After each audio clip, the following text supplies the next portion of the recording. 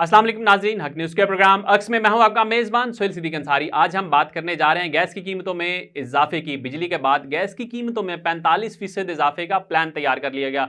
हुकूमत ने IMF को गैस की कीमतों में इजाफे के लिए प्लान दे दिया है। ज़राए के मुताबिक IMF ने गर्दिशी कर्जा कम करने के लिए रवां माली साल के लिए नया प्लान मांग लिया है। आलमी मालियाती इदारा चाहता है कि वफाकी काबीना जुलाई के आखिर तक गर्दिशी कर्जा मैनेजमेंट प्लान 2024 मंजूर करे।